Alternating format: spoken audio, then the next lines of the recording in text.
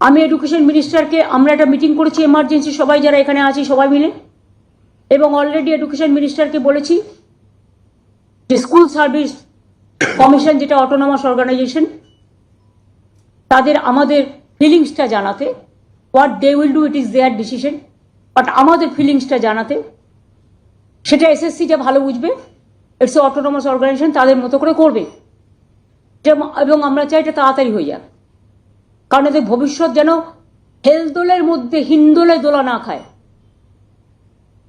এই কেসগুলো হৃদয় দিয়ে, দোলা দিয়ে আজকে আমি এসছি প্রেস করতে। আমরা পুরো যৌথ পরিবার হিসেবে সবাই মিলে মানবিকভাবে তাদের পাশে দাঁড়াতে এসছি। মানুষ যখন বিপদে পড়ে তার মনে, হৃদয়ে অনেক ব্যথা হয়, কারো বুকে ব্যথা হয়, কারো মনে ব্যথা হয়, কারো হৃদয়ে ব্যথা হয়। 25,000 মানে 25,000 ধরবেন না, এক একটা জয়েন্ট ফ্যামিলিতে যদি 10 জন করেও ধরেন, কয়েক লাখ পরিবারের কয়েক লাখ মানুষের ইনভলভ আছে।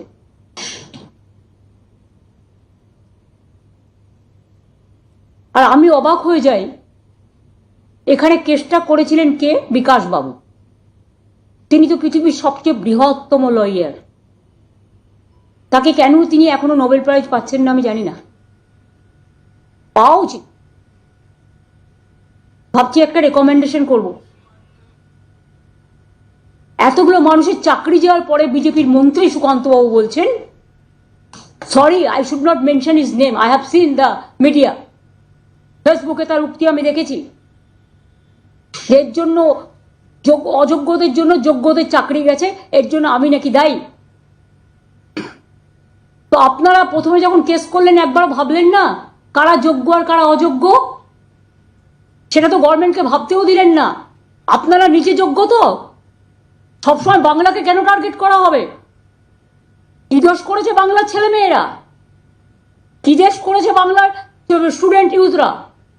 আমার তো এখনো 1 লক্ষ চাকরি ভ্যাকেন্সি আছে স্কুলে, কলেজে। শুধু এই কেসটার জন্য আমরা করতে পারছিলাম না। The matter was sub judice. আগে এই পোর্শনটা সলভ হোক, তারপরে আমরা অন্য পোর্শনে যাব। হাতে আরো 1 লক্ষ আছে, সেটা পরে আসবে ফ্রেশ। এটার জন্য ফ্রেশ অ্যাপ্লিকেশন কল করা হবে অ্যাজ পার ভার্ডিক্ট, যেটা এসএসসি ঠিক করবে।